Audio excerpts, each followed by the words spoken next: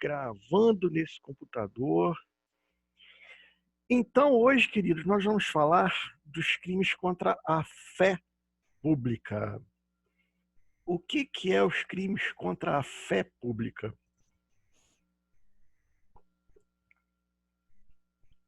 Fé pública é a credibilidade que nós depositamos nos documentos, papéis emitidos pelo Estado, não é? E também pela moeda de circulação no Brasil, não é? Então, quando alguém chega para você e te dá uma nota de R$ 100, você pode até dar uma olhadinha assim, né, e tal, mas, em regra, você acredita que aquilo realmente é uma nota de R$ 100, não é? Quando você sai do cartório, não é, com um documento que tem ali um timbre da administração pública, aonde você apresenta aquele documento, aquele documento é tido como uma verdade, atestada pelo Estado, não é? Então, você crê na veracidade, na autenticidade desses papéis que são públicos. E, apesar da gente falar agora dos crimes contra a fé pública não abrange somente os documentos públicos, mas também documentos particulares, não é? Então você faz um contrato de compra e venda,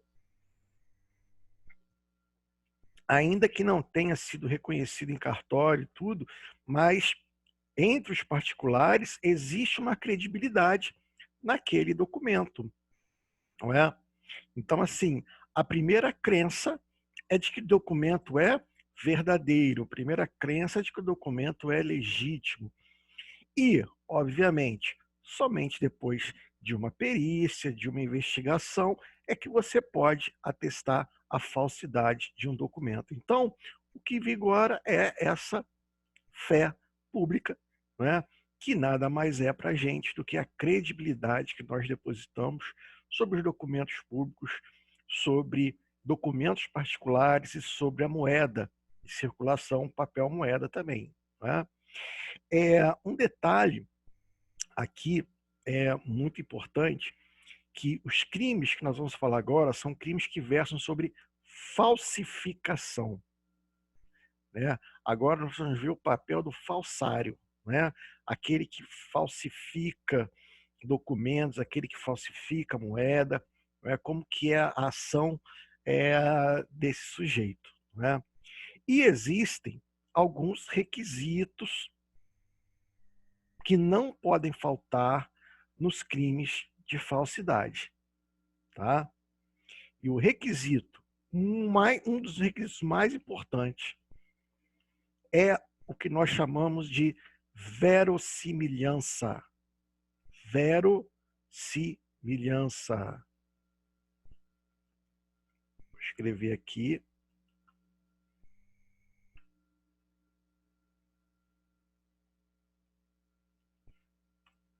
Verossimilhança.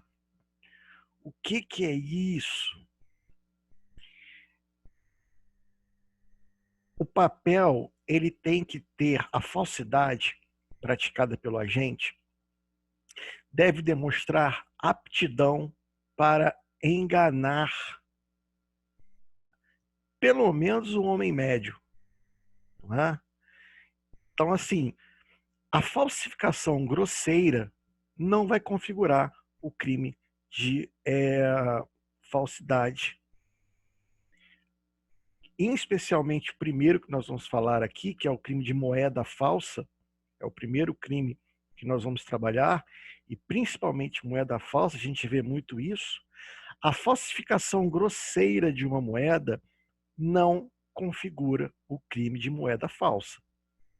A falsificação, ela tem que ter verossimilhança, ela tem que ter capacidade de enganar o homem médio, não é?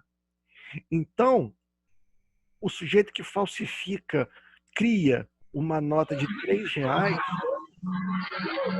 uma nota de R$ 3, caramba, o cara falsificou uma nota de R$ 3, não é? Vai ser crime de moeda falsa? Não, não vai ser crime de moeda falsa, porque isso é grosseiro. Nós sabemos que não existe uma nota de R$ 3. Ricardo, mas o sujeito pegou aquelas 10 notas de R$ 3, entrou numa loja, comprou um objeto, entregou, falou que era uma moeda nova que tinha lançado. O cara, é mesmo, pô, recebeu aquilo. Não é não é moeda falsa. Veja, não é moeda falsa, mas será o crime de estelionato. Até porque, olha o que diz o 269: falsificar, fabricando ou alterando moeda metálica ou papel moeda de curso legal no país ou no estrangeiro. Né? Não existe uma moeda de R$ 3, uma nota, né, de R$ 3 circulando. Não seria esse crime aqui, mas será o crime de estelionato, do 171 do Código Penal, que vocês já estudaram. Não é? Vamos imaginar que agora ele falsificou uma nota de R$ 100. Opa, curso legal, no país ou no estrangeiro. E essa nota de R$ 100 ele falsificou, mas pelo amor de Deus, que falsificação horrorosa. O cara meteu uma máquina de Xerox lá, tirou, recortou em volta e vai passar adiante. Pelo amor de Deus, que nota de R$ 100 é essa? Não engana ninguém. Mas enganou o seu Zezinho da quitanda. Não é? O senhorzinho de poucas letras ali que está vendendo as frutinhas que ele planta no quintal dele, né? Não será o crime de moeda falsa, porque a falsificação é grosseira, mas será o crime de estelionato. Essa diferenciação não cai em concurso, não. Despenca. É chuva no concurso público, principalmente concurso da área federal. Delegado federal, escrivão de polícia federal, agente de polícia federal. Por quê? Porque os crimes de moeda falsa, a competência para julgamento é da Polícia Federal. Tá? A competência para julgamento. Então, a atribuição para investigação é da Polícia Federal. Não quer dizer, obviamente, que o policial militar pode dar voz de prisão, o policial civil pode dar uma voz de prisão, só que depois de lavrado o auto de prisão, né, e ser comunicado ao juiz federal, né, a investigação passará para as mãos da Polícia Federal, né, porque aqui existe interesse da União. Né? Aqui é competência da Justiça Federal julgar o crime de moeda falsa. Tá bom? Legal. Falsificar, fabricando ou alterando. Existem duas formas de praticar o crime. A primeira delas é fabricando, criando, tirando do zero. Né? E a outra é alterando. Eu vou pegar uma nota, não é? E vou descolorir ela e vou colocar lá eu vou tingir ela de uma cor de uma nota maior, não é? Aproveitar um papel lá de uma nota de R$ 2 e vou lançar sobre ela as imagens de uma nota de 100, por exemplo, não é? Aí você está alterando. E aí nós falamos moeda metálica ou papel moeda. Moeda metálica, né? As chamadas pratinhas, né?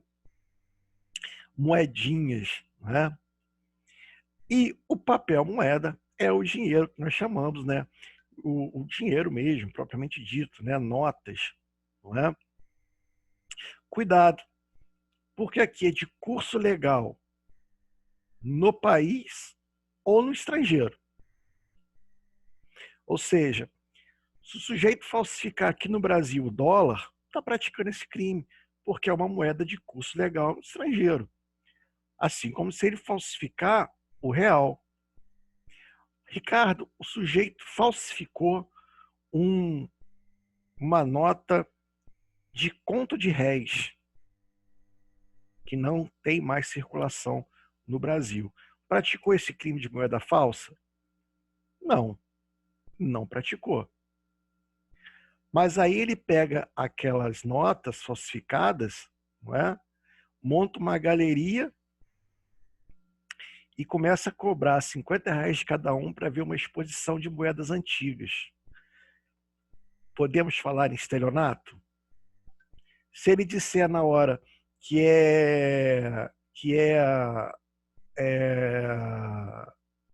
disser na hora que é, por exemplo, são réplicas, não haverá o crime de estelionato, não é? Mas se ele falar que são notas verdadeiras, ele estará praticando um crime de estelionato. Assim como, por exemplo, se ele vende para um colecionador, não é? Quanto que um colecionador não pagaria, não é, por uma nota de conto de réis, não é? Então, nesse caso aí, ele vendeu para o colecionador caiu, o que é muito difícil, porque eles são muito aprimorados, né, nas técnicas de reconhecer a falsidade, mas ele ainda assim, apesar de toda a experiência, caiu no golpe. O crime aí é estelionato, tá bom? Então, falsificar, fabricando ou alterando moeda metálica ou papel moeda de curso legal no país ou no estrangeiro. Muito bem. Olha que a pena é bem alta, hein? Reclusão de 3 a 12 anos. Notem que o bem jurídico aqui é muito relevante. É a fé pública. Tudo bem, né? Merece realmente uma pena considerável. Mas olha, quem falsifica uma nota, né? Ele pode ter uma pena maior do que a pena de um homicídio simples, por exemplo, que a pena mínima é 6 anos. E esse aqui, a pena máxima é o quê? 12 anos. Para vocês verem como que esse bem jurídico aqui é extremamente relevante. A fé pública, né? Tem alguém com o microfone aberto e tá zoando meu ouvido aqui, porque eu tô com fone. Parece que entrou uma nave espacial dentro do meu ouvido aqui. Valeu, moçada. Vamos vigiar esse microfone aí. Então, olha, parágrafo 1º, nas mesmas penas incorre quem? Por conta própria ou alheia, aí vem, não é? Importa ou exporta, adquire, vende, troca, cede, empresta, guarda ou introduz na circulação a moeda falsa. Olha que coisa interessante, queridos. Existe o crime para aquele que falsifica e existe o crime para aquele que promove a circularidade dessa moeda. Importa, exporta, adquire, vende, troca, cede, empresta, guarda ou introduz na circulação, não é? Moeda falsa. Então, olha só que doideira, não é?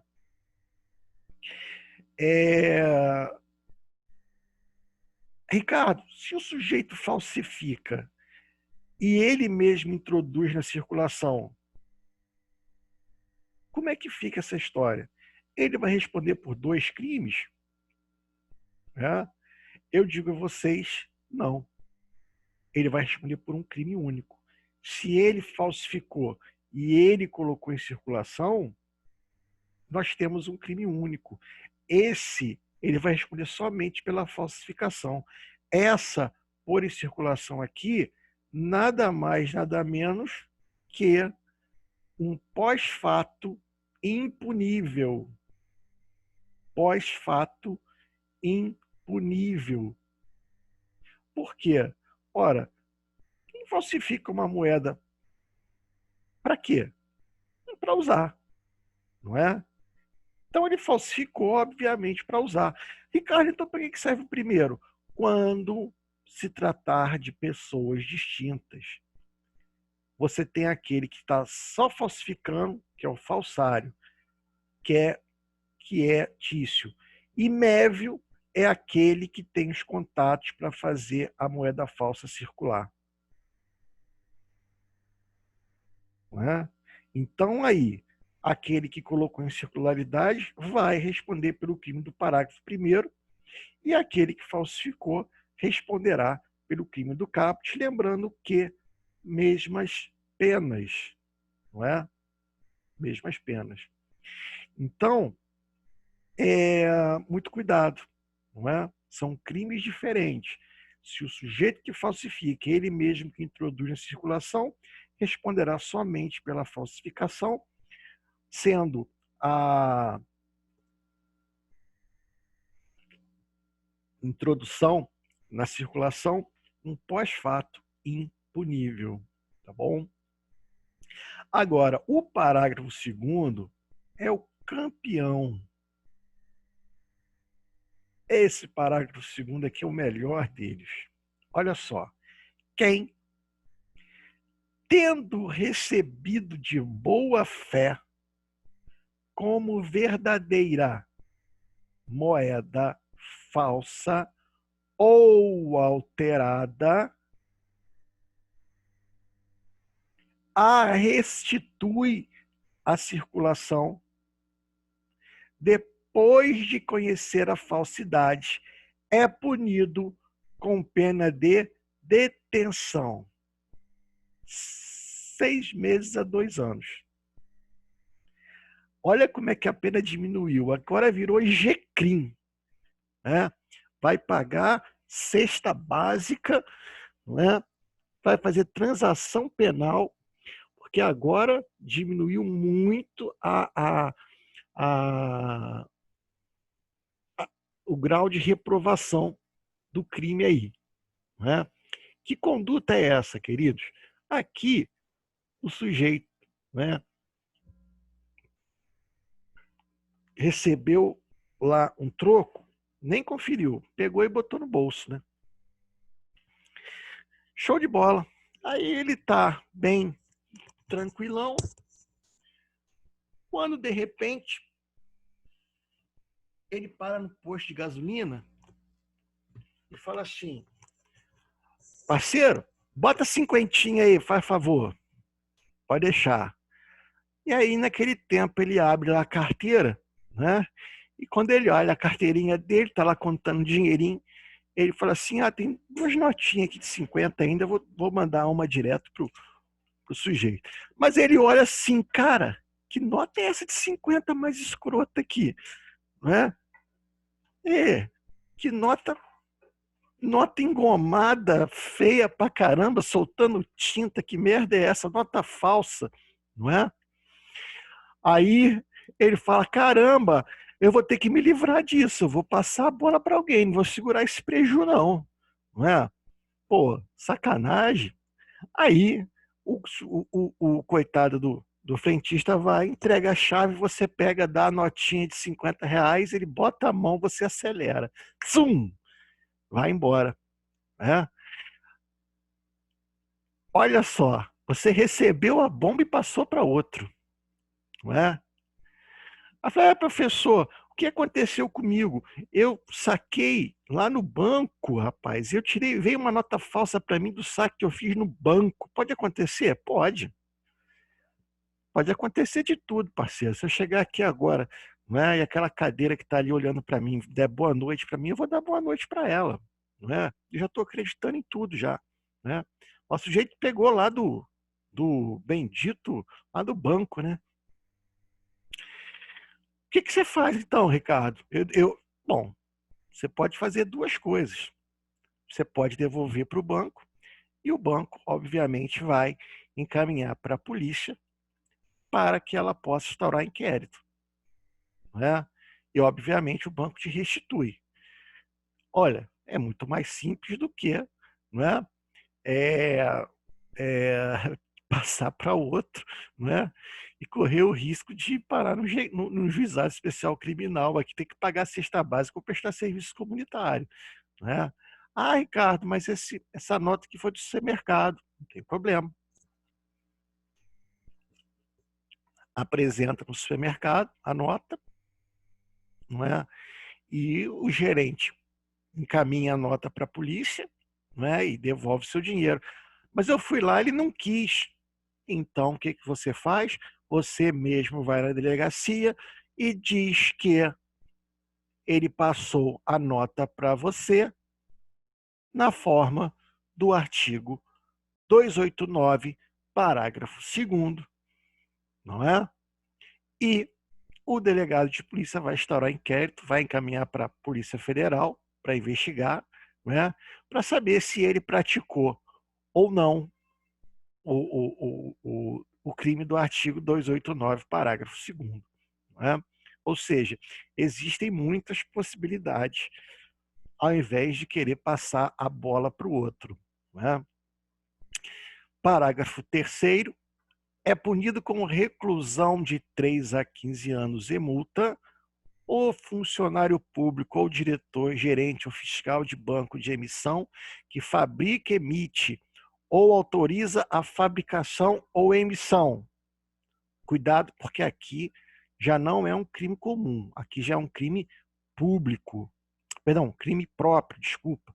Porque aqui, olha, é o funcionário público, diretor, gerente ou fiscal do banco de emissão de moedas. Nós temos o banco no Brasil, né, a Casa da Moeda, que é a instituição que fabrica, que falsifica a moeda. Né? E nós temos o Banco Central que vai regularizar, né, essa emissão de moeda, a quantidade. Não é? Existe toda uma série de formalidades para se emitir moeda. Não é? Existe toda uma formalidade por conta disso. Por quê? Ah, Ricardo, poxa, esse agora no coronavírus, que a coisa está ruim, o governo está precisando de grana, porra, por que que não sai imprimindo, imprime um montão de dinheiro, distribui para todo mundo? Se fizer isso, acaba a economia, arrebenta tudo, dá uma inflação monstruosa, né? O último que sair apaga a luz. Né? Vai acontecer como aconteceu acho que na Venezuela, salvo engano, né? Todo mundo com o bolso cheio de grana, mas não tem um saquinho de arroz para comprar. Não tem o que comprar. Você tem o dinheiro, mas não tem o que comprar. Então, existe. É muito sério a emissão de moeda. Não é? É muito sério, não pode sair emitindo moeda, lançando moeda. Existe todo um estudo que é feito, existe toda uma análise, tem que ter autorização, né, do presidente da República. Então, assim, isso é muito importante. Tanto que, olha a pena, 3 a 15 anos. Cara, se o sujeito mata 2 pessoas no homicídio simples, ele pode ter uma pena de 12 anos. Se ele for punido com a pena mínima em cada um. Né? E isso em concurso material. Né? Então, olha só. Né? Então, caramba, a pena é muito alta, porque a situação aqui é muito séria. Pode arrebentar a economia num país fazendo isso. Mas aqui o crime é um crime público. Perdão, próprio, meio crime público, é de funcionário público aqui na minha frente. Né?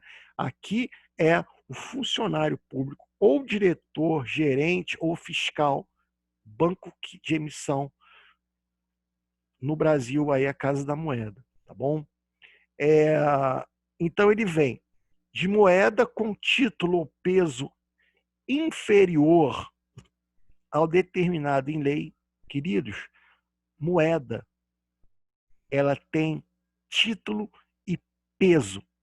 Isso é determinado por lei. Tem a quantidade de metal que pode ser utilizado na moeda, o tipo de metal, o peso. Se isso for modificado, tem um crime grave aí. Não é? Imagina se sai um monte de moeda, milhares de moedas com peso a menos, para onde foi o excesso do metal? Não é? Certamente para fabricar outras moedas e serem usadas de formas ilegais. Não é? Então não pode utilizar. Vejam que aqui ele fala peso inferior. Ah, Ricardo, mas se foi peso maior, se foi peso maior, nós podemos ter aí uma infração administrativa. Ele vai responder lá um processo administrativo. Agora, se foi peso inferior, tem um crime muito grave. Por quê? Porque o sujeito ele coloca para fabricar com peso inferior, para sobrar metal, o metal que sobra ele vai e cunha outras milhares de moedas, não é? E vai utilizar de forma ilícita. Não é? E dois, aí agora no papel moeda a quantidade é superior. Isso aqui faz um rolo com a moçada em concurso público. Marque a alternativa correta. Moeda com título ou peso superior ao determinado em lei. Papel moeda em quantidade inferior à autorizada. Não. Quando a gente fala em papel moeda, a quantidade é superior à autorizada. Né? Autorizou fazer 1.000, ele fez 1.200. Tem um crime. Não é? Ah, imprimiu a menos. Vamos ter que apurar isso de forma administrativa, saber o que aconteceu. Não é? Vejam que ele imprimiu menos do que tinha, então ele não está se locupletando, não é? Com esse valor. Aconteceu alguma falha e vamos ver que falha aconteceu. Não é? É a mesma coisa da moeda. Se o peso da moeda foi maior, ele não está se locupletando com um excedente de metal. Vamos apurar e vamos ver o que aconteceu. Não é? E o parágrafo 4º, nas mesmas penas, aqui são penas de 3 a 15 anos, incorre quem desvia e faz circular moeda cuja circulação não estava ainda autorizada. Olha o que eu vou dizer para vocês. Eu já vi numa questão de concurso dizendo que, em hipótese alguma, os crimes de moeda falsa poderiam ter como objeto moeda verdadeira.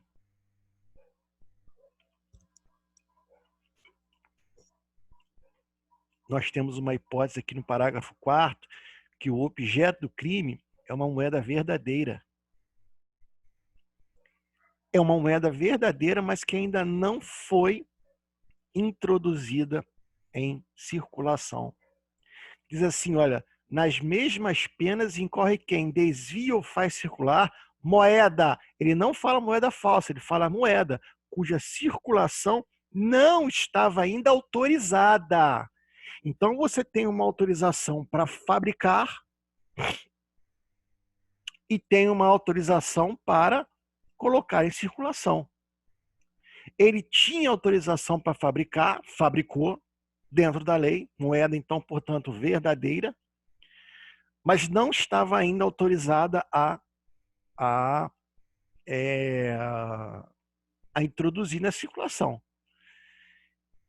E ele, quando assim o faz, está praticando o crime do parágrafo 4º. Olha, está dentro do crime. O nome em iuris é moeda falsa. O nome em iuris do crime.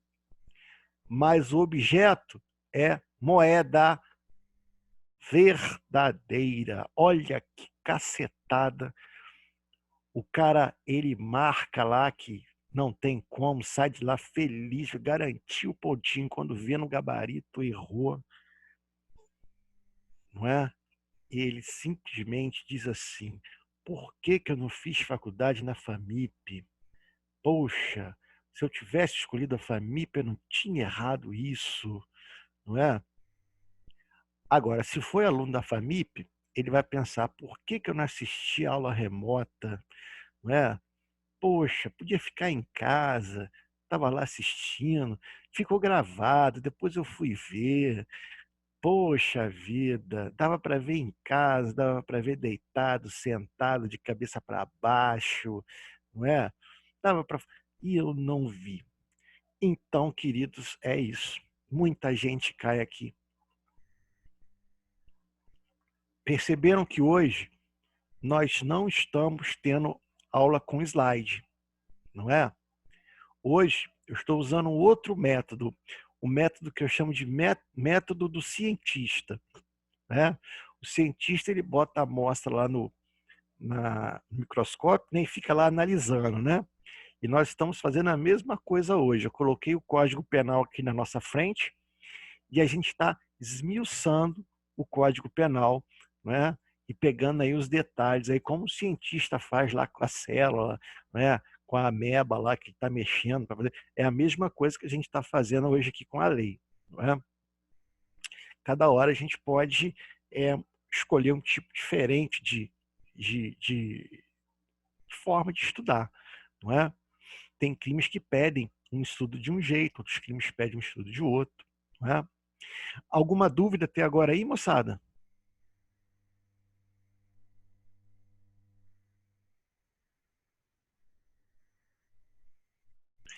Tranquilo. Tinha uma pergunta aqui que não deu para responder na hora, a pergunta do Tiago. O problema é que geralmente não conferem o dinheiro no ato do recebimento, mas só quando vão passar involuntariamente a terceiros. Nesse caso aí, quando ele passa involuntariamente, Thiago, você vai ver que não tem o dolo do crime. Porque o dolo do crime é que ele nasce depois, ele recebe de boa fé, aqui ó, do parágrafo 2º, ele recebe de boa fé, normalmente ele não confere, ele pega mesmo, enfia no bolso mesmo. Só que, para ver o crime, ele restitui a circulação depois de conhecer a falsidade. Depois de conhecer a falsidade. Então, a partir do momento que ele conhece a falsidade, aí agora ele restitui a circulação. Aí agora você tem o dolo. Lembrando que o dolo ele é formado por um binômio. Conhecer e saber, perdão, e querer, né? Então vontade e ciência. Ele ciente de que o papel, que a moeda era falsa, ele quis restituir a circulação. Tá bom? Muito bem. Então, esse. Professor, Oi, pode falar, Sérgio. só confirma, por favor. No caso de identificar uma nota falsa, Sim. eu devo levar ao banco e o banco faz a troca e Não, comunica. não. Se você recebeu essa nota falsa do banco, Ah, sim. sim. Tem gente que já aconteceu. Eu converso com algumas pessoas e agora eu não sei se é verdade o que elas estão me falando ou é lorota, né? Mas, por exemplo, tem gente que já falou que foi sacado do banco e veio nota falsa, não é? Então, o banco ele tem a obrigação de te restituir esse dinheiro e o banco tem que encaminhar para a polícia essa nota para ser periciada e ser investigada. Agora, se você não recebeu do banco, se você não sabe de quem recebeu, você tem que entregar em sede policial, né? Ah, Ricardo, mas eu não quis entregar em sede policial, eu rasguei e joguei fora, pratiquei algum crime. Não, não tem Só nenhum tem que crime aqui. ajudar a polícia. Não tem nenhum crime aqui dizendo que rasgar moeda falsa, né? E também, como você não é agente garantidor, não tem obrigação legal de evitar o resultado, não estaria praticando crime nem na forma de omissão. Porém, é muito importante a comunicação por uma coisa que você acabou de falar aí, ajudar a polícia. Não é? Para a polícia ter elementos para investigar, para ver de onde que está sendo, de onde que está saindo essa moeda falsa, se tem alguém na comarca que está falsificando, não é? Então, a Polícia Federal ela vai fazer um estudo de onde estão aparecendo essas notas, não é? se estão aparecendo muita incidência numa determinada localidade, não é? Se realmente está havendo uma fabricação próxima ou se está havendo uma importação da moeda falsa, não é?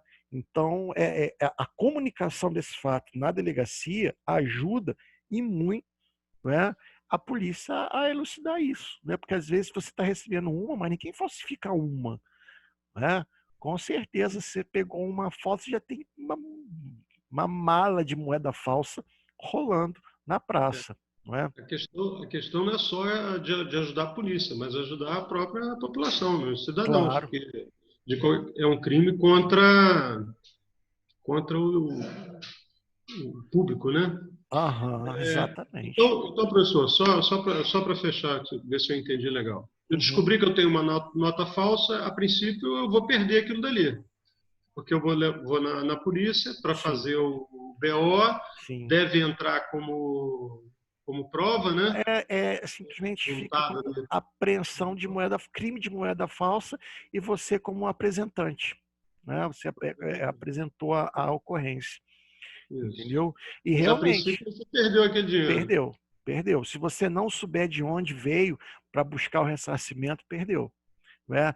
E é isso que se prefere, é melhor perder aquele dinheiro ali do que incorrer num crime, né? Com certeza. Que as pessoas costumam fazer. Agora o Tiago está me perguntando aqui o seguinte, olha, e quando recebe nota com aquela tinta rosa? Tá, Que tinta, obrigado. show de bola. Que tinta rosa é essa que o Tiago está falando? Não é? O pessoal explodia caixa eletrônico, não é? Então, o que que eles fizeram? Eles colocaram uma tinta rosa para toda vez que explodir um caixa eletrônico, aquela tinta suja as notas e todo mundo fica sabendo que aquela nota ali foi um produto de roubo. Não é isso, Thiago?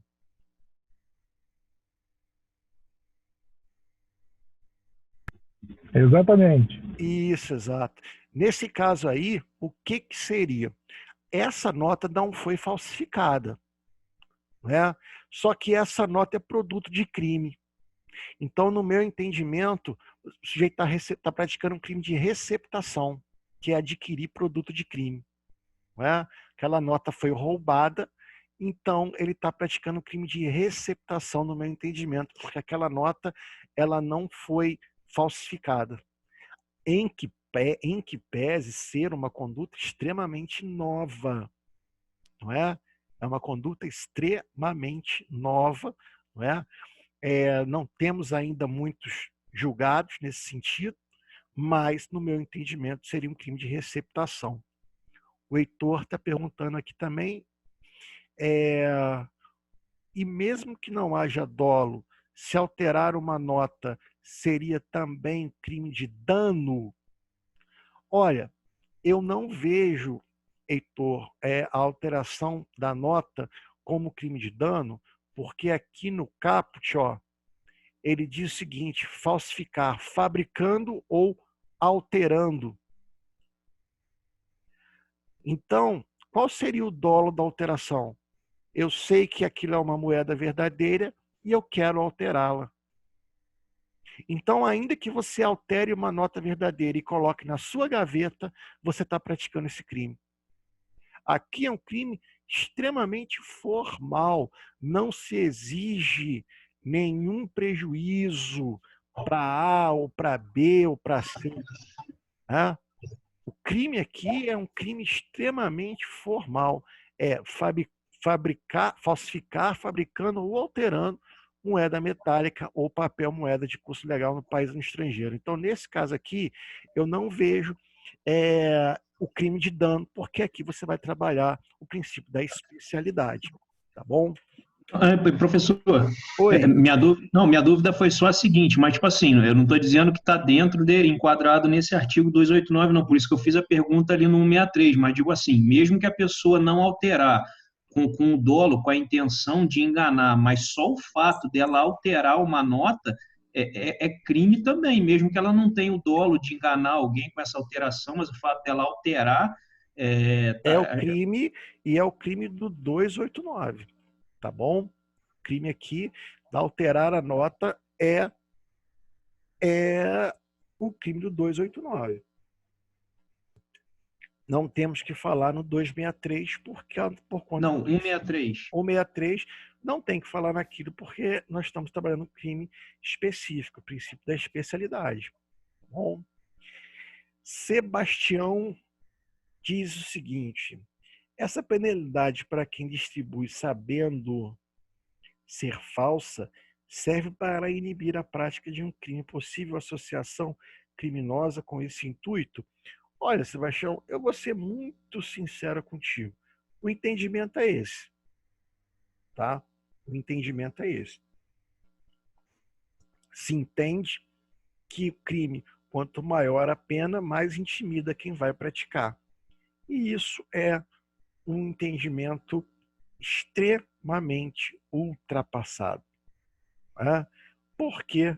Porque a experiência mostra que o bandido, que o delinquente, não lê o Código Penal para escolher qual é o crime que ele vai praticar. Tá entendendo? É basicamente assim, ele não escolhe, ele não quer saber se ele não quer saber se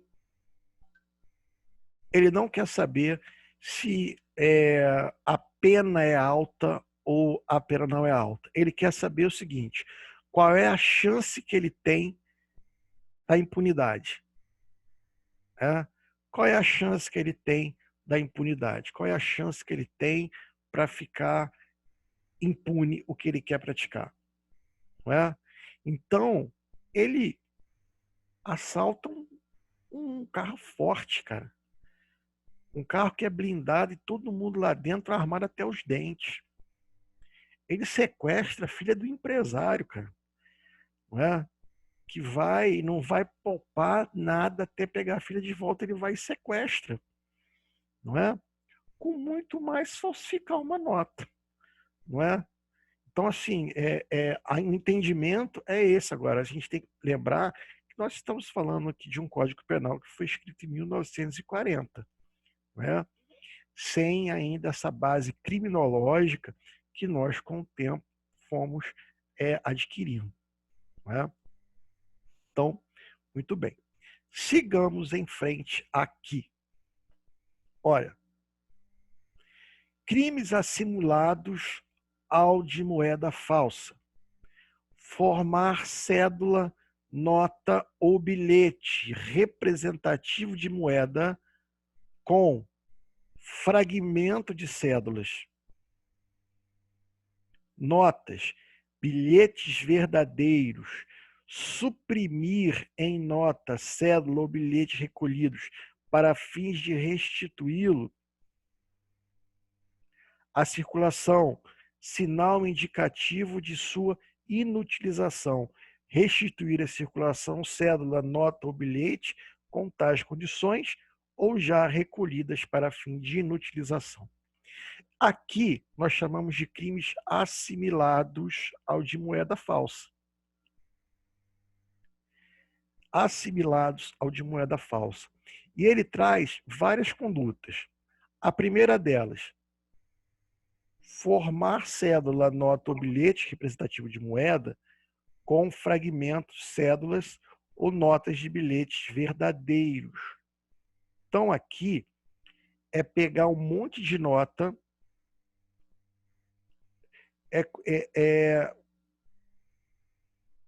pegar um monte de nota, não é? E encaixar uma na outra e formar uma nota. Eu chamo de nota Frankenstein. Não é? É o cara que vai juntando um monte de pedacinho para formar uma nota. Não é? Vejam, hoje é muito difícil acontecer isso. Em 1940, eu creio que isso era até possível se fazer. Só que aqui, queridos, são pedaços de notas diferentes. Porque se forem pedaços da mesma nota, o sujeito que vai colando ali durex, né, para não perder o dinheirinho, né, não tem esse crime aqui. Agora, se ele pega um pedaço de várias notas para formar uma, teria esse crime. Né? Depois, suprimir em nota, cédula, bilhete recolhidos para o fim de restituí-lo à circulação, sinal indicativo da sua inutilização. Bom, eu procurei ver, esse crime aqui entrou muito em desuso, porque em 1940 recebi um selo, cara. Recebi um selo que dizia que aquela nota estava inutilizada. Então, é uma nota muito velha, muito desgastada, enfim, ela recebia um selo para dizer que ela iria ser inutilizada. Então, retirar aquele selo seria esse crime aqui. Né? Só que hoje a inutilização não é mais por meio de selo. Não é? Hoje é por incineração. Não é? Ou outro processamento lá. Mas não é mais, não se usa mais esse selo que em 1940 usava. Não é? E o crime de restituir a circulação, nota, bilhete em tais condições ou já recolhidos para o fins de inutilização. Aqui é aquele que pega aquela nota que já foi recolhida para inutilização e ele coloca de novo em circulação. Não é? Particularmente esse crime aqui é um crime já um pouco em desuso. Não é? O máximo de reclusão é elevado de 12 anos e multa se o crime é cometido por funcionário que trabalha na repartição. Não é? Então, é aquele funcionário que está lá, pega aquele montão de nota que era para incinerar e ele pega e coloca em circulação novamente. Não é? Aí você tem uma peninha para ele aí também bem salgada. Não é? Depois nós temos aqui o petrechos para falsificação de moeda. Fabricar, adquirir, fornecer a título oneroso ou gratuito, possuir ou guardar maquinismo, aparelho, instrumento ou qualquer objeto especialmente destinado para falsificação de moeda. Então, aqui, queridos, o crime é ter, possuir, fabricar, adquirir, receber o maquinário, ou seja, as máquinas que são utilizadas para praticar esses crimes de falsificação. Não é? Então, esses crimes aqui, não é? Ter o maquinário. Qual que é o problema que surge aqui? Porque ele diz que é objeto especialmente destinado à falsificação de moeda. Então, por exemplo, uma máquina de Xerox pode ser esse crime aqui? Se você entender que esse especialmente destinado são aqueles objetos que existem com a única função de fabricar moeda, cunho, formão, né, clichês, que são objetos próprios para cunhar moeda. Então, se o sujeito tem uma máquina de Xerox que ele usa para fabricar moeda, ele vai responder só pela falsificação da moeda e não por esse crime aqui de petrecho para falsificação. Esse é o entendimento que vigorou como majoritário muito tempo, mas não é o majoritário hoje em dia. Hoje em dia, a jurisprudência entende que pode ser qualquer objeto, pode ser uma régua, pode ser uma tesoura, pode ser um cunho, pode ser um formão, pode ser a máquina de Xerox, desde que você comprove, por meio de prova, que ele estava sendo usado especificamente para a falsificação da moeda. Então, o sujeito tem lá a máquina de Xerox dele, que durante o dia é utilizado para falsificação de moeda. Perdão, durante o dia a máquina de Xerox, normal. Ele ganha 10 centavos para cada Xerox lá. À noite, tapa-lhe moeda falsa. Não é? Bora fazer moeda falsa. Vejam que aqui não está sendo especificamente para aquele fato.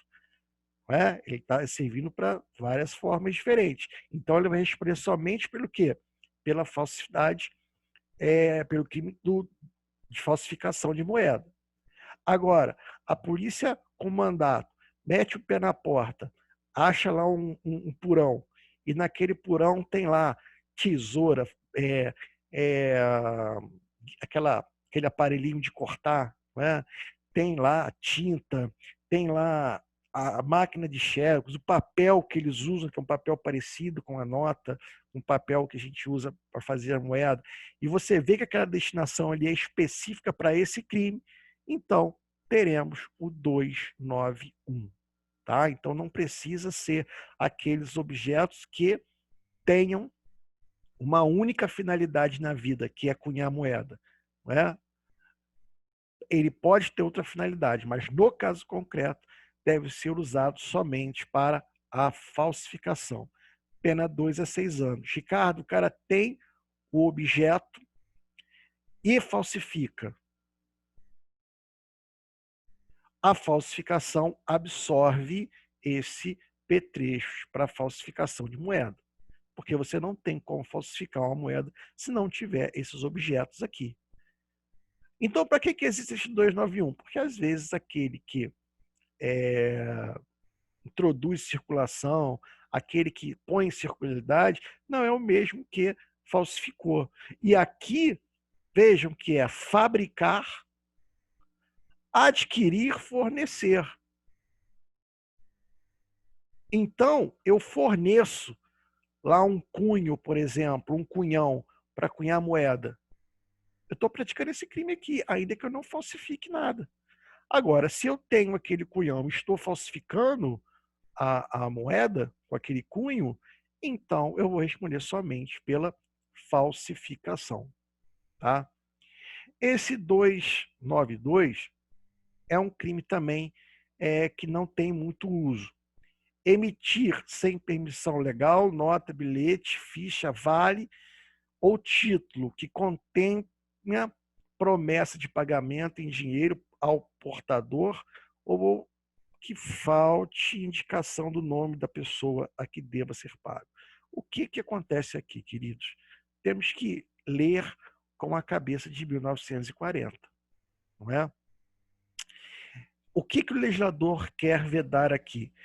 Que a população crie um dinheiro paralelo, crie um sistema de negociação paralelo, que exista uma outra moeda que não seja a oficial. Então você cria lá um títulozinho que vai passando para um, para outro, o outro cria o dele e um vai circulando. Não pode acontecer isso. Então, essa emissão de título ao portador sem permissão legal quer vedar somente o quê? Que haja uma moeda paralela àquela que é fabricada pelo Estado, pela União. Né? Hoje, é difícil essa hipótese, né? É o que eu falo. São crimes que você tem que estudar, lembrando que você está no ano aqui de 1940, quando foi editada essa lei. Queridos, dúvidas?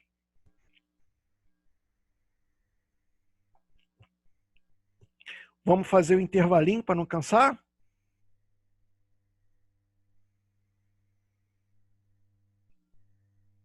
Podemos fazer o intervalinho, queridos? Sim. Sim, oba, então tá bom. Olha, no meu relógio aqui são 8h12.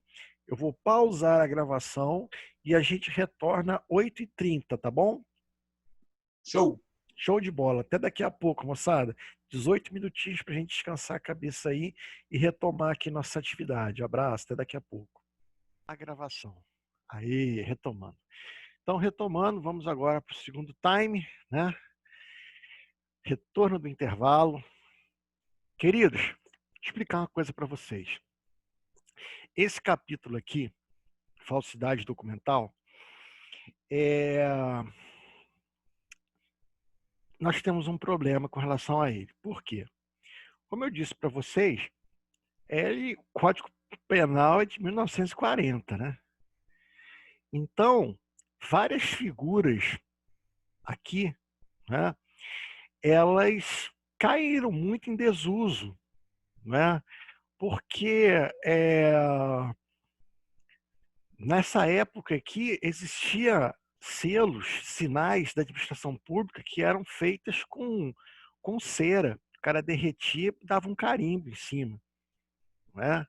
Então, assim, alguns tipos penais que são difíceis de visualização no dia atual, você precisa conhecer, né? Ou seja, saber que existe esse crime, conhecer, né? E outros você tem que saber, outros você tem que se aprofundar, né? Então, o que que eu vou fazer com vocês, né?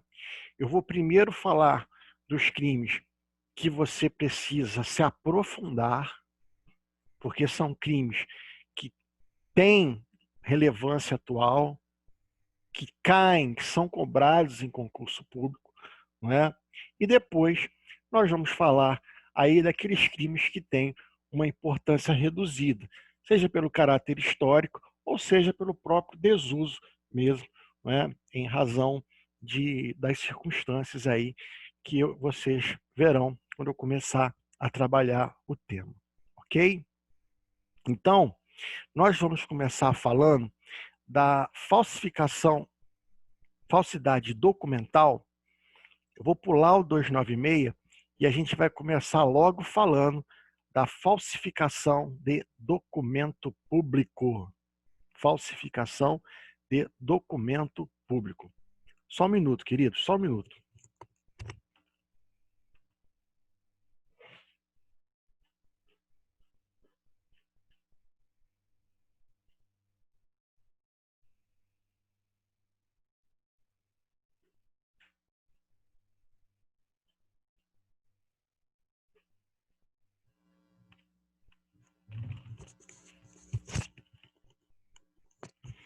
Pronto, agora sim. Sem água é impossível ficar falando. Ainda na frente do computador, sem fazer tanto esforço assim, mas sem água não dá. Não tem garganta que aguente. Então vamos lá, queridos. Falsidade, documento público. Primeiro, o que é um documento? Documento é um escrito, não é?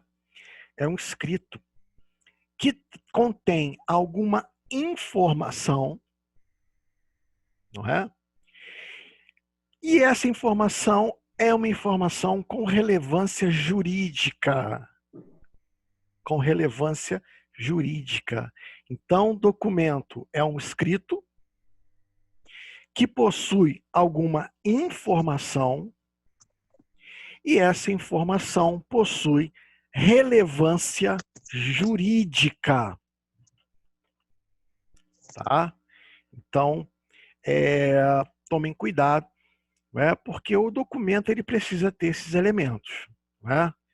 E quando nós falamos de documento público, a regra é que ele seja omitido pelo Estado, né? No caso aí pela União, pelos estados, ou pelos municípios, ou pelo Distrito Federal.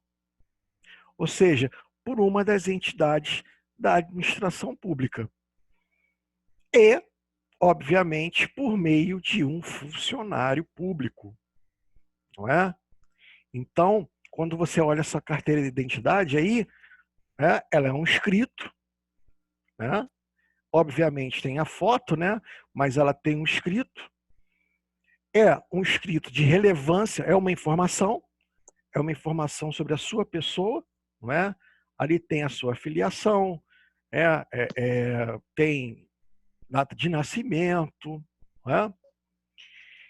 E tem relevância jurídica, não é? Ali tem a sua qualificação, não é? Então, e foi emitido por um órgão público. Não é? Então, isto é um documento público. Não é? Ah, Ricardo, mas um acordo entre particulares. Os caras fez a gente costuma muito falar isso, tem um contrato de gaveta.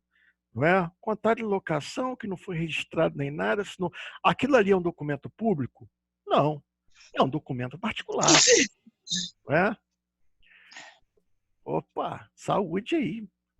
Então, vem dentro do meu ouvido o espirro aí. Então, né, aqui, né, falsificação de documento público, né, é o crime que a gente vai trabalhar. Mas cuidado, cuidado, porque o parágrafo 2º é traiçoeiro demais. Porque olha o caput: falsificar no todo ou em parte documento público ou alterar documento público verdadeiro.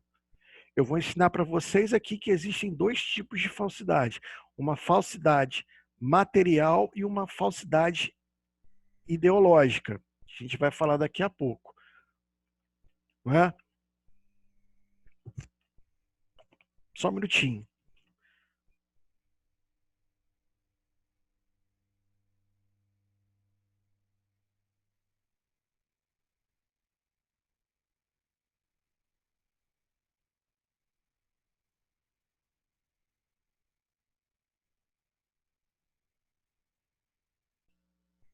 Desculpa, gente. Aqui, a pequenininha está grudando no meu pé hoje aqui. Mas, enfim, cuidado, porque falsificação de documento público, que é o crime que a gente está estudando, ele tem um parágrafo 2º aqui que é muito traiçoeiro. Que isso no concurso público é uma pancada no fígado do Mike Tyson. Que isso, Ricardo? Isso tudo? Olha só. Para efeitos penais, ou seja, não que a natureza jurídica seja público, mas para efeitos penais equiparam-se a documento público.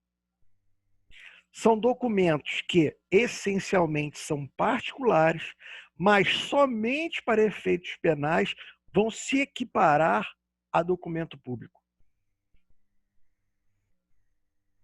Que documentos são esses? Os emanados de entidade paraestatal, não é? Autarquias, fundações públicas, não é? Administração pública indireta, que vocês já devem ter visto. Cuidado com isso aqui.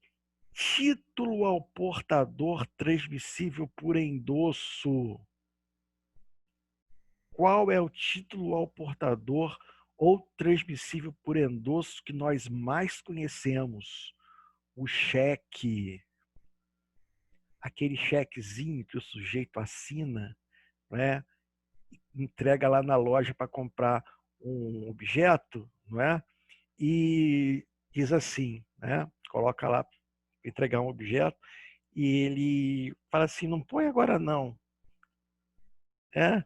Espera aí por 20 dias aí, dá um prazinho de 20 dias, 30 dias, né? Que é um cheque. Que ele é um título ao portador, ou seja, quem tem o cheque é o dono dele. E você pode transmitir por endosso, pode endossar o cheque transmitindo para outra pessoa. Bom, pelo menos era assim na época que eu usava cheque. Hoje já não sei mais, né? Bom, o cheque, quem falsifica um cheque está praticando um crime de falsificação de documento público. Porque o cheque é, para efeitos penais, documento público, ainda que a natureza dele seja particular. Ações de sociedade comercial, não é? Então, aquelas ações que o nego briga aí para comprar ação de tal, aquilo ali é documento público para efeitos penais. Livros mercantis, que são, enfim, né, eles são documentos particulares, mas para efeito penal será documento público. E esse aqui, ó, pasmem, o testamento particular. Até com o nome, ó, testamento particular. A falsificação de um testamento particular é crime de falsificação de documento público, porque o testamento particular é documento público por equiparação. Então, prestem muita atenção, porque no concurso está lá, né? Fulano falsificou o testamento que foi deixado do pai e tal, papapá. Muito bem. O cara vai, marca falsidade de documento particular e sai comemorando. Aí quando vê o gabarito, ele fica a pé da vida e quer entrar até com recurso contra a banca, né? Aí eu vou lá me fundamentar, vou mostrar para eles. Aí ele abre o Código Penal e quando ele lê o parágrafo 2º, ele vê, né, aquela rapaziada de terno com o caixão em cima e dançando, né? Com aquela musiquinha dançando. Quando ele lê esse parágrafo 2º aqui, né, ele lembra daqueles, vê aquela rapaziada entrando na sala e dançando com o caixão em cima assim, né? É essa sensação que eu tenho quando alguém, numa situação como essa, lê o parágrafo 2º, né? Solta até a musiquinha, né? E vai, né, dançar. Então, já sabem, o que é documento público? São aqueles documentos que emanam diretamente da administração pública e também os equiparados do parágrafo 2º. Tá? Então, falsificar no todo ou em parte documento público ou alterar documento público verdadeiro. Queridos, tomem muito cuidado, porque a briga aqui vai se dar com 2 crimes, que é o do 297, o 298 é o mesmo crime, só muda o objeto, porque aqui é o documento, realmente documento particular, no 298, e o 299, que é a falsidade ideológica. Eu vou ler para vocês o crime de falsidade ideológica. Diz assim, olha, omitir em documento público ou particular, vejam que a falsidade ideológica, ela pode se dar tanto num documento público quanto num documento particular. Omitir, crime omissivo. Omitir em documento público ou particular declaração que dele devia constar, ou nele inserir ou fazer inserir declaração falsa ou diversa da que deveria ser escrita, com o fim de prejudicar direito, criar obrigação ou alterar verdade de fato juridicamente relevante. Então vamos lá, queridos. Qual é a diferença da falsidade ideológica para a falsidade documental? Seja ele público ou particular. Quem conseguiu pegar essa diferença aí só pela leitura do artigo, me fala aí, pode mandar ver no bate-papo.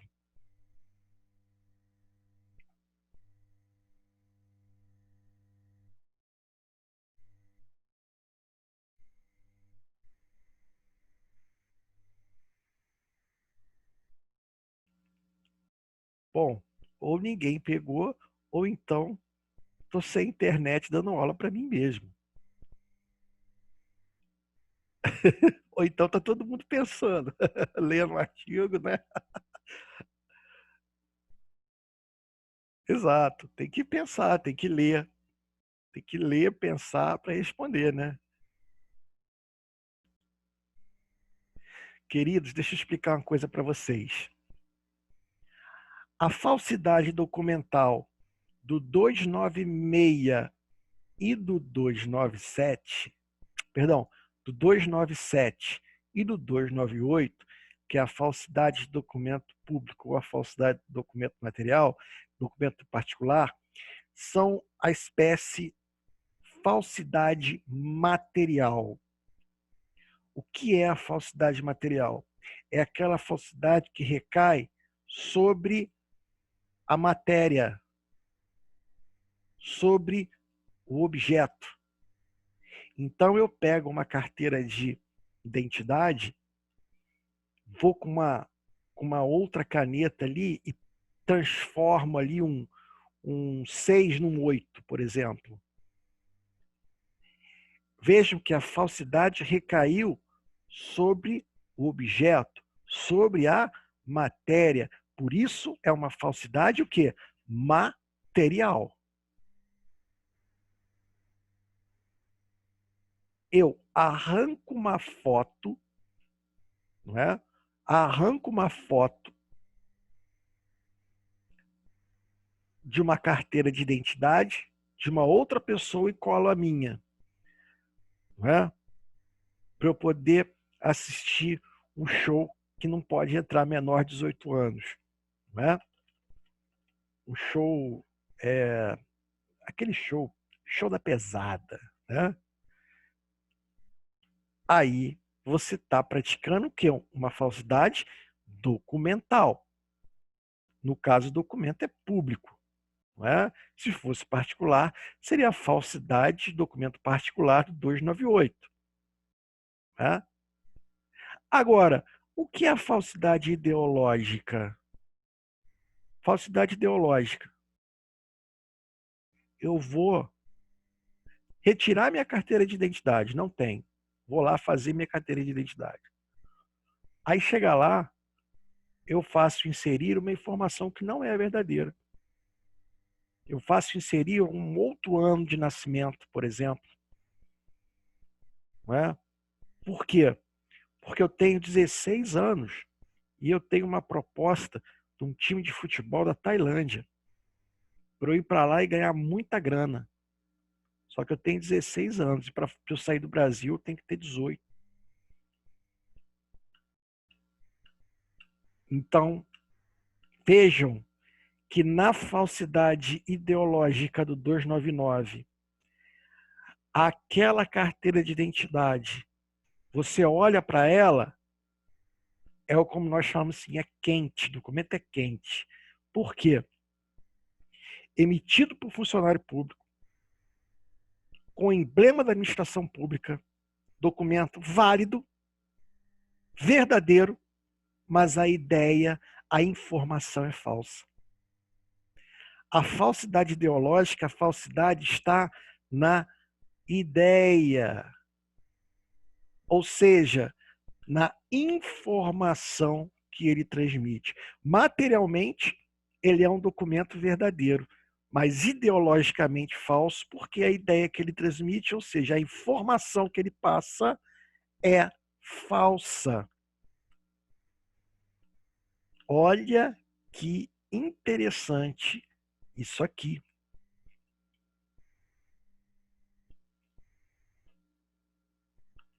Falsidade de documento público, falsidade de documento particular, falsidade material, que o sujeito altera o próprio documento, o próprio objeto, altera, portanto, o quê? A matéria. Falsidade ideológica. A falsidade recai sobre a informação, sobre a ideia que o documento passa. Aí, olha aqui, ó.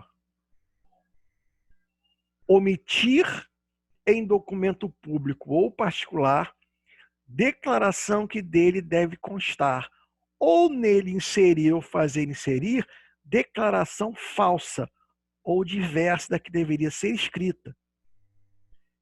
Não basta só inserir a informação falsa.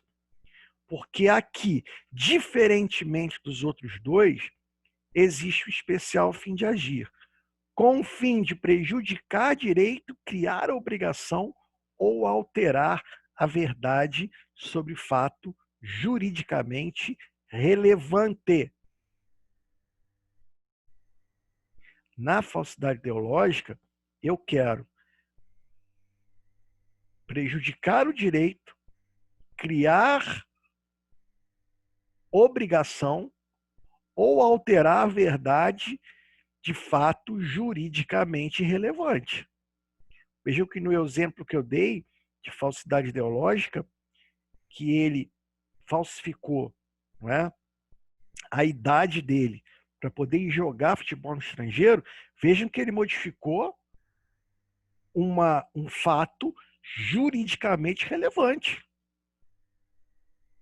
Juridicamente relevante. Por que juridicamente relevante? Porque se ele não tivesse, não é? Se ele não tivesse, se ele não tivesse aquela idade, ele não poderia jogar no estrangeiro. Certo? Então, tomem muito cuidado com isso. Agora, para mexer com os nervos da galera. Se você está dormindo, dá um tapa na cabeça para acordar. Se você está deitado, senta. Se você deixou para gravar, mas está vendo novela, pare a novela e volte. Porque agora eu vou mexer com os nervos, não é, dos colegas. Queridos, caso Moro-Bolsonaro. O que aconteceu do caso Moro-Bolsonaro? Houve um ato de exoneração, não é? Chefe da Polícia Federal, é isso? Com a assinatura virtual do Moro, sem que ele tivesse assinado. Alguém assinou por ele. Alguém se fez Moro para assinar algo. Neste caso, temos o crime de falsidade ideológica? Vamos lá. Vamos ao bate-papo. Falsidade material, falsidade ideológica. E aí, meus amigos? Bom, nesse caso não é uma falsidade material, Sebastião, porque ele não pegou, por exemplo, um documento e modificou, rabiscou, rasurou, não é? Ele incluiu uma informação que não poderia constar, não é? É uma falsidade ideológica? E aí, queridos? Nós temos um defensor incansável do governo entre nós. Ele, quero saber dele, no nosso defensor do governo, o porta-voz do Planalto, não é? Na sala de aula.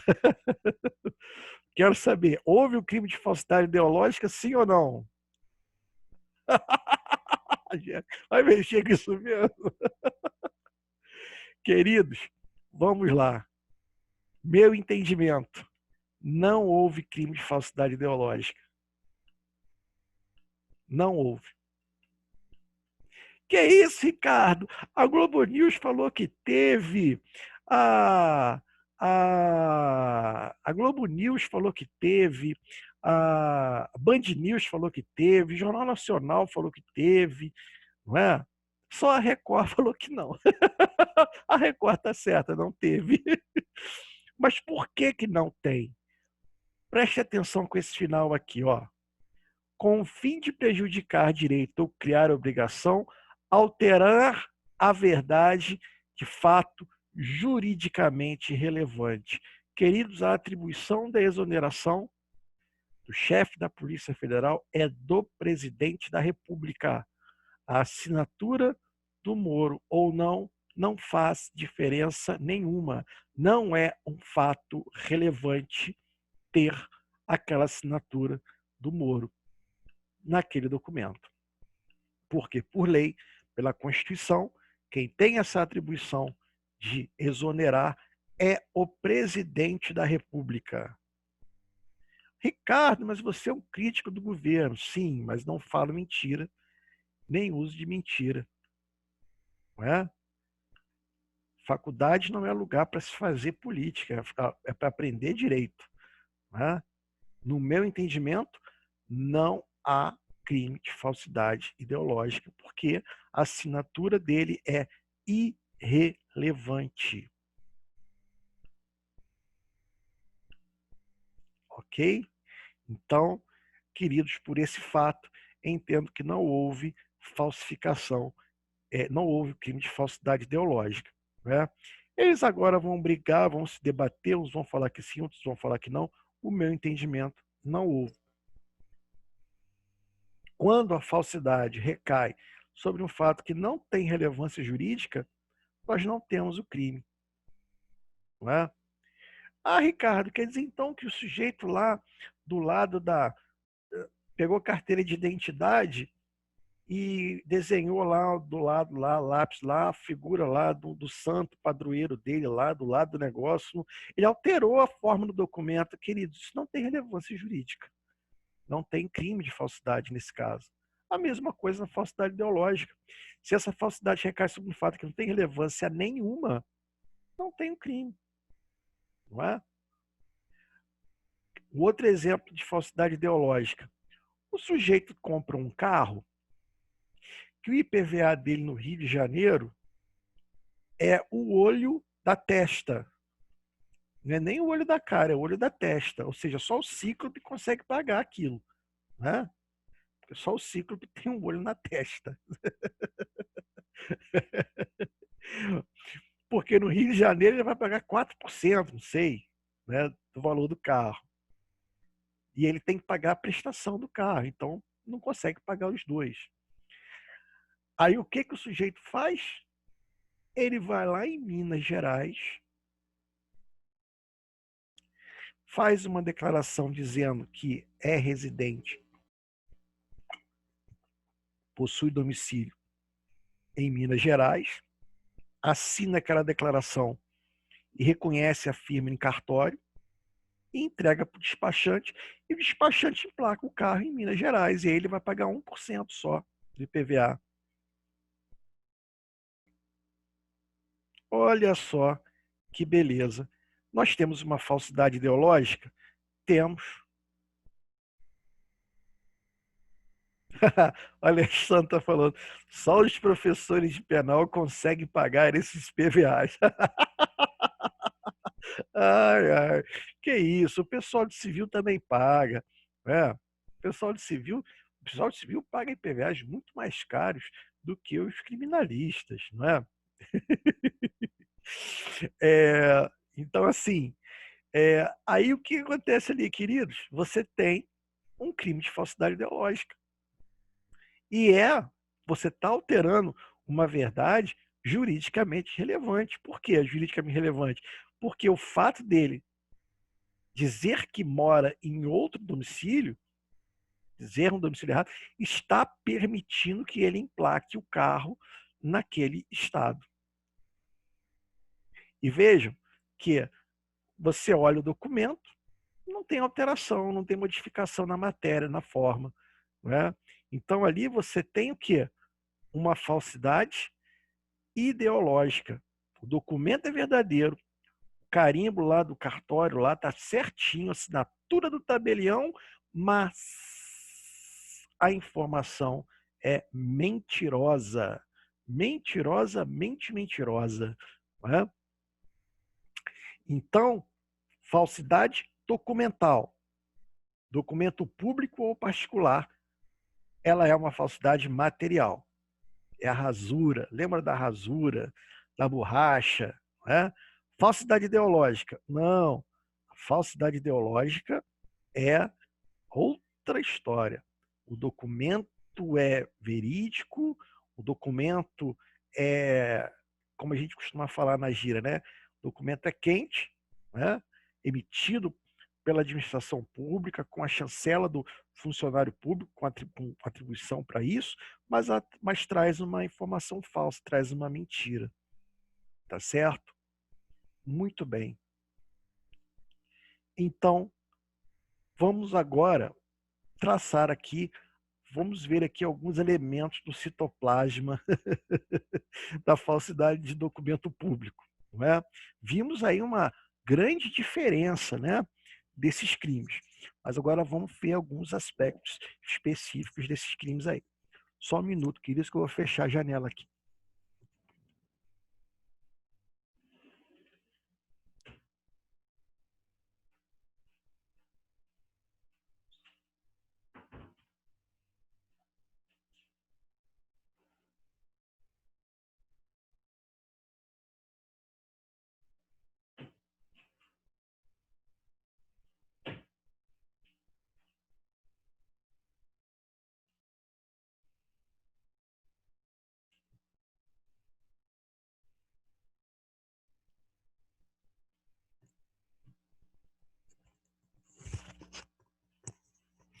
Aí, rapaziada, então voltei.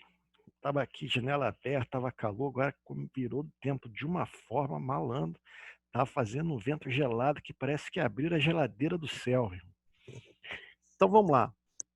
Falsificar no todo ou em parte documento público ou alterar documento público verdadeiro. Né? Veja bem, a falsificação pode ser total ou parcial. Pode recair sobre toda a informação ou parte dela. Né?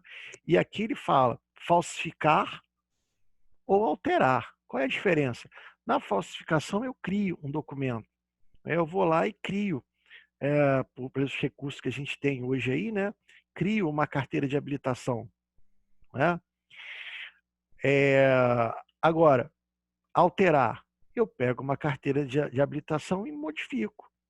Não é? Antigamente, eu não sei, as mais novas não, mas eu sou da época, né? A minha carteira de habilitação é do Instituto Félix Pacheco, não é do Detran. Né? Tem uma foto colada nela. Então, assim, a foto eu tenho até vergonha de mostrar, rapaz. Que coisa horrorosa, mano. Então, enfim, o sujeito, ele pega aquela foto ali, aquela foto ele tira, coloca outra foto. Né? Então, ali você tem está alterando um documento público verdadeiro, certo? Muito bem. O parágrafo 1º, se o agente é funcionário público e comete o crime prevalecendo do cargo, aumenta-se a pena de sexta parte. Vejam que aqui no 297 o crime é comum, qualquer pessoa pode praticar. No parágrafo 1º, ser funcionário público, né, funciona ali como uma majorante. Porém, não basta simplesmente ser o funcionário público. É o funcionário público que comete o crime prevalecendo-se do cargo. Então, por exemplo, aquela entidade que emite aquele documento tem um funcionário lá. Ele tem acesso aos papéis, aos carimbos, enfim, daqueles instrumentos que são necessários para legitimar o documento. E ele consegue lá fazer essa modificação, fazer essa alteração. Não é? Através dos recursos que ele tem por ser funcionário público, por pertencer àquela entidade da administração. Não é? Bom, legal. Como é que isso aqui te derruba? Como que isso te derruba no concurso público? Não é? Fulano de tal, funcionário público, não é? Desejando, por exemplo, fazer uma viagem, não é? Falsifica um passaporte. Né? Então ele vai lá, falsifica um passaporte. Mas vem cá, ele agiu como particular, como uma pessoa qualquer, ou ele tinha como falsificar esse passaporte porque ele trabalha dentro da Polícia Federal? Não, ele é funcionário público, o quê? Ele é motorista da prefeitura. Pô, não tem nada a ver o cargo dele com aquela situação, com aquela falsidade. Então ele não prevaleceu do cargo para praticar aquela falsidade. Então não tem esse aumento de pena aqui. Né? Responde pelo 297 caput. Parágrafo 2º já falei, que é a falsidade de documento público por equiparação, não é?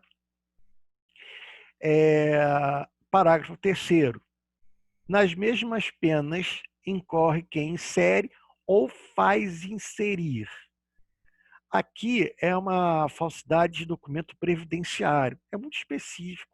Isso aqui é muito específico, envolve muito direito previdenciário, né? Então, eu vou me limitar a apresentar o crime para vocês, mas sem fazer maiores aprofundamentos aqui, tendo em vista a especificidade e a íntima ligação com uma outro ramo do direito, né?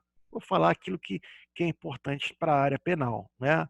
Ele insere ou faz inserir na folha de pagamento em documento ou em documento informações que seja destinado a fazer prova perante a Previdência Social de pessoa que não possua qualidade de segurado obrigatório, não é? Então, ele tem lá uma folha de pagamento, não é?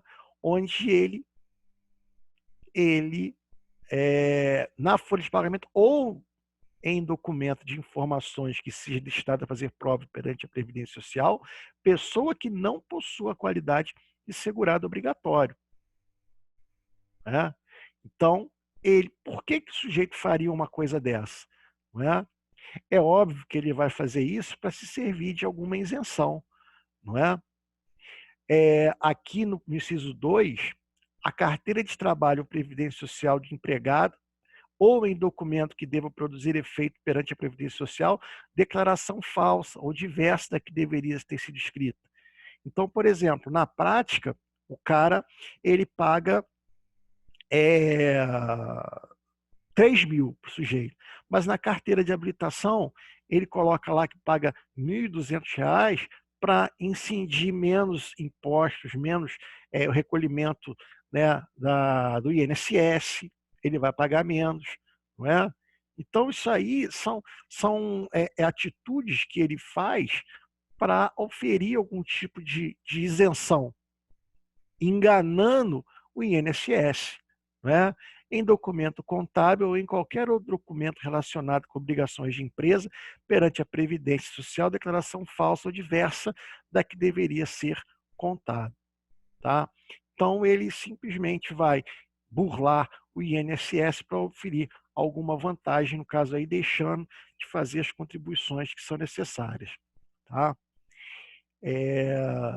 Nas mesmas penas incorre quem, nos documentos do parágrafo 3º, esses documentos que têm ligação com o INSS, nome de segurado, seus dados, a remuneração, vigência do contrato de trabalho ou de prestação de serviços. Das mesmas penas incorre quem omite. Sabia que estava faltando uma coisa. Omitiu. Essa aqui, então, é terrível, né? Porque ele omite a figura do empregado na documentação para não recolher o valor do INSS. Né?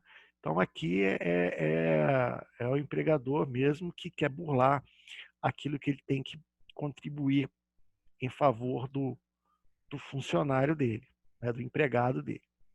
A falsificação de documento particular. Veja que a redação é igual. Falsificar no todo ou em parte documento particular ou alterar documento particular verdadeiro. Só muda o objeto do crime, que enquanto no 297 era o documento público, aqui é o documento particular. Lembrando que temos documentos que são particulares, mas para efeitos penais são documentos públicos. Bom, isso aqui nós temos uma modificação interessante, que é a falsificação de cartão. Parágrafo único. Para fins do caput, equipara-se a documento particular o cartão de crédito ou débito. A falsidade de cartão de crédito ou débito é falsidade de documento particular. Ah, mas foi emitido pela Caixa Econômica Federal. Foi emitida pelo Banco do Brasil. Não importa. Aqui vai derrubar, mas igual aquele judoca francês, né, o Ted Rimet. 900 lutas invicto. O cara é um animal. Quem gosta de judô aí, acompanha judô que nem eu, sabe quem é Ted Rimet, né? que recentemente perdeu para um japonês feio pra caramba, pranchou de costa no chão lá no Japão. Foi maravilhosa a luta. Então, aqui, cara, falsidade de cartão de crédito é falsidade de documento particular. Tá bom, queridos? Preste atenção nisso. A falsidade ideológica. Omitir em documento público ou particular declaração que dele deva constar, ou nele inserir ou fazer inserir declaração falsa ou diversa da que deveria ser escrita com o fim de prejudicar direito, criar obrigação ou alterar a verdade sobre fato juridicamente relevante. Né? Falamos já de forma exaustiva sobre esse crime. Eu só queria lembrar vocês que aqui tanto faz se é omitir em documento público ou particular. Mas a falsidade tem sempre um fim específico. Prejudicar direito, criar obrigação ou alterar a verdade sobre fato juridicamente relevante. Né? Esse é um detalhe. Tem que ter esse especial fim de agir. Tá bom? Se o agente é funcionário público e comete o crime prevalecendo-se do cargo, ou se a falsificação ou alteração é de assentamento de registro civil, aumenta-se a pena de sexta parte. Então, ó, assentamento de registro civil. Tomem muito cuidado com isso aqui. Porque agora eu vou mostrar aqui um outro perigo, né, que tem na estrada aqui, que você não pode de forma alguma errar, tá? Claro que uma falsidade ideológica pode ter um funcionário público contribuindo, não é? Você pode enganar o funcionário público dando uma informação falsa, mas também ele pode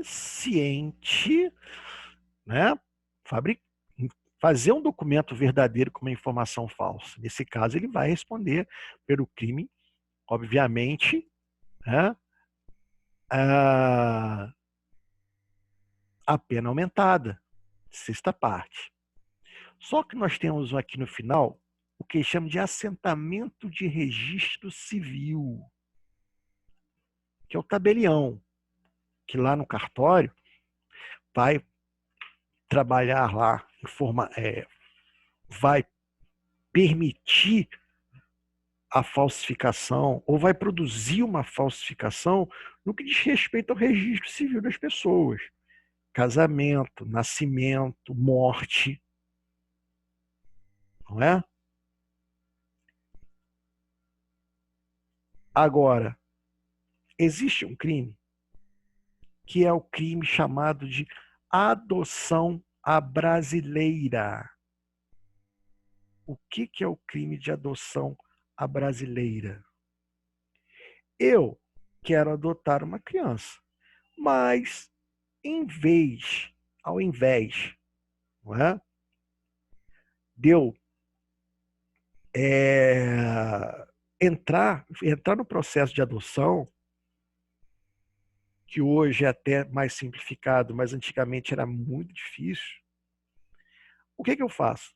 Eu vou no cartório e registro como meu um filho de outra pessoa. Muito mais rápido e mais fácil, não é? Mas aí nós temos um outro crime para isso. Vamos a ele, cá no alto dos crimes contra a família, que é um dos crimes que nós vamos estudar.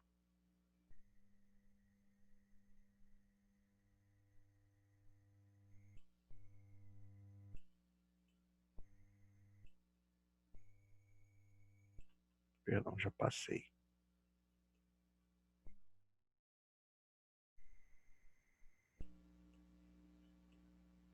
Crimes contra a família.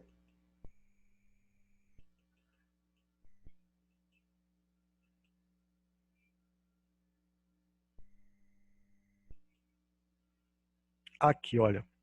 O 242, dar parto alheio como próprio, registrar como seu filho de outrem. Olha, registrar como seu filho de outrem. Ocultar recém-nascido ou substituí-lo, suprimindo ou alterando o direito inerente ao Estado Civil. Aqui é aquela história que a gente vai ver um pouco mais à frente, né? Da empregada que pega o filho da patroa para ela criar como sendo dela e coloca o dela para ser filho da patroa, né? Tema de novela. Agora, esse registrar como seu filho de outrem, né? A pessoa vai no cartório e registra como ser um filho que não é dela, chamada adoção à brasileira. A pessoa que vai no cartório e faz isso, pratica o crime do 242. Né?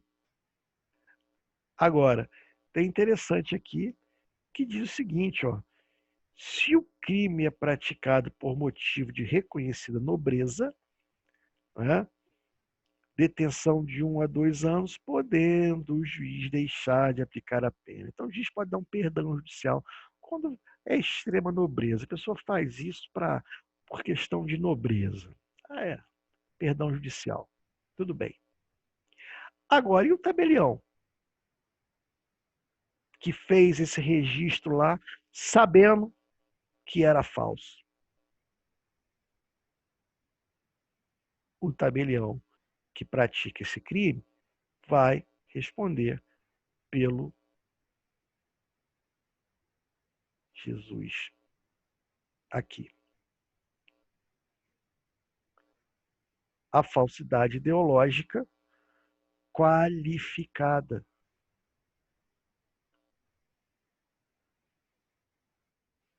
Ricardo, mas nesse caso aqui, a condição de funcionário público não vai se comunicar ao outro, ao particular? Não. Cada um responde pelo crime que ele praticou. Tá bom? Interessante isso aqui. Isso aqui derruba, né? Então, é importante que vocês saibam disso. Tá bom, gente? Falso reconhecimento de firma ou letra. Né? Falso reconhecimento de firma ou letra. Reconhecer como verdadeira no exercício de função pública firma ou letra que não seja. Aqui, obviamente, o cara vai reconhecer firma, né? No cartório, numa assinatura, não é? Firma é assinatura, letra é escrito, não é? E sabendo que não é da pessoa, ele vai e assina. Né? Mas eu não queria trabalhar esses crimes menores, não. Hoje eu estou trabalhando só os crimes grandes. No nosso próximo encontro, eu vou trabalhar os crimes menores com vocês. Né? Nós temos aqui agora um crime que é muito importante, que é o uso de documento falso. Uso de documento falso. Fazer uso de qualquer dos papéis falsificados ou alterados a que se referem os artigos 297 a 302. Pena acominada à falsificação ou alteração. É o que nós chamamos de crime remetido. Ele pega a pena e, em vez de criar uma pena própria, ele diz que é a mesma pena do outro crime. Então, aquele que usa um documento público falso responde pelo mesmo crime de falsidade de documento público. Aquele que usa um documento particular falso responde pelo crime da falsidade de documento particular. Ricardo, aquele que falsifica e usa responde pelos dois crimes? Não. Responde só pela falsificação. O uso aí é um pós-fato impunível. Então, quando alguém vai responder pelo uso de documento falso? Vai responder quando não foi ele quem falsificou. Né?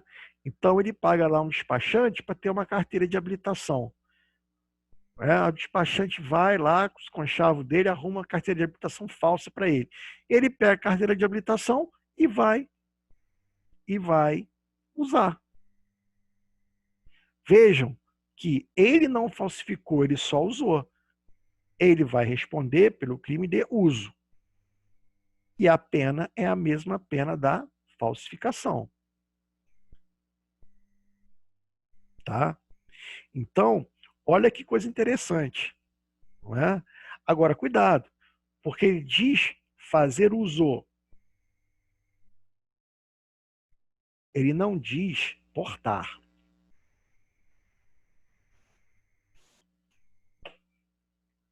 Então, o sujeito está indo embora para casa 3 horas da manhã, passando pela rua do pecado, né? Aquela rua que todo mundo sabe que ninguém vai ali passear, né? Todo mundo vai ali com uma missão, né? E o sujeito está lá, passando, a polícia chega. Pera aí, malandro, encosta a mão na parede e abre as pernas. Aí o cara vai lá. Aí o policial mete a mão na carteira e puxa aquela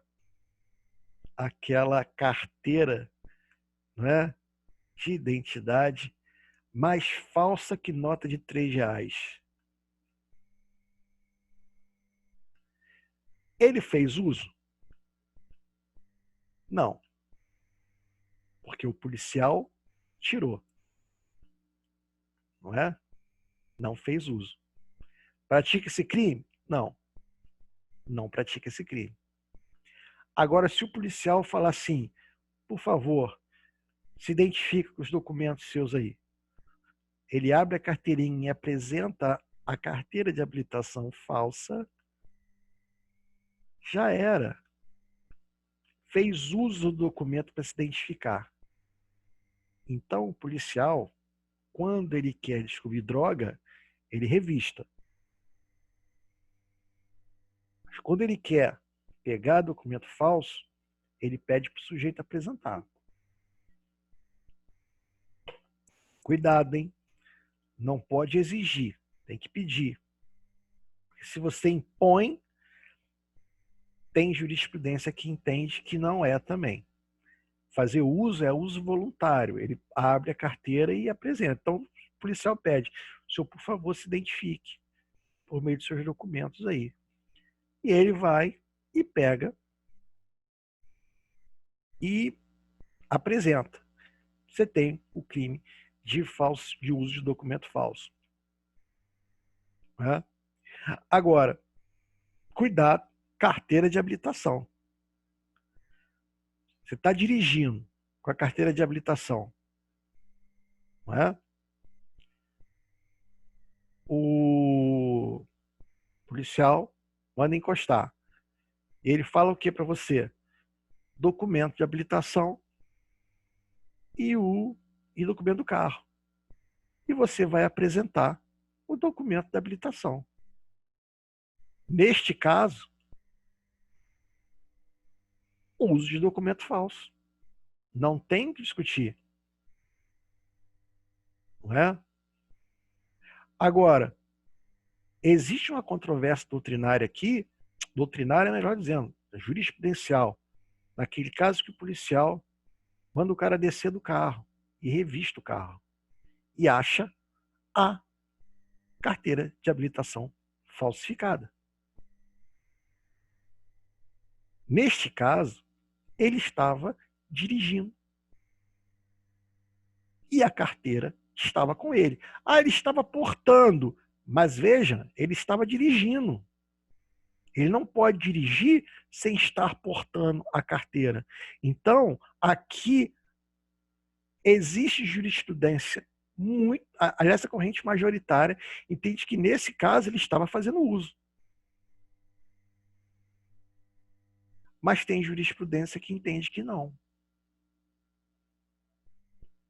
Que a carteira de habilitação, o uso dela é justamente quando ele apresenta para o policial. Quando o policial requer a carteira de habilitação. Olha só, situação complicada, né? A vantagem é que quando você tem uma controvérsia jurisprudencial ou doutrinária, não cai numa prova de múltipla escolha, porque senão você derruba através do recurso, né? Ele dá o entendimento do STF, o outro dá o entendimento do STF, você responde com o entendimento do STJ, ele não pode dar errado, a menos que ele peça, segundo o STF, aí é para arrebentar qualquer um, né? Pô, eu tenho que saber agora qual é o entendimento do STF, do STJ, do TJ. É, se você quer concurso público, sim. Né? Por isso que eu optei ser advogado. E quando eu pego uma situação dessa, é muito simples. Eu sento na frente do computador, vou no site, pesquiso a jurisprudência e preparo com toda a calma do mundo a defesa. Né? E ganho também honorários advocatícios para isso. Olha que maravilha. Né? Você ganha para resolver problema das pessoas e estudar e aprender. Não é? A advocacia é muito boa. Agora, eu confesso que você tem que pensar na sua vocação e no seu sonho, né? Porque você não adianta querer ser advogado se você tem um sonho de ser delegado de polícia. Vai em busca do teu sonho, vai em busca daquilo que você gosta. E se não for o que você gosta, você volta atrás depois e vai fazer outra coisa. Não é? Ah, eu não gostei de ser juiz. Pede exoneração, não é? Do cargo da magistratura e meu sonho era ter uma quitanda e faz uma quitanda para você e vai fazer o que você gosta. Faça o que você gosta, não é? Queridos, eu vou encerrar a aula por aqui, porque essa aula de falsidade tem que fazer em dois encontros mesmo, porque senão ninguém aguenta, né? Ninguém aguenta. E agradeço vocês por terem aguentado até aqui, né? E, obviamente, na aula que vem, na próxima aula, nós temos a segunda parte de falsidade, crimes de falsidade. Tá bom, gente?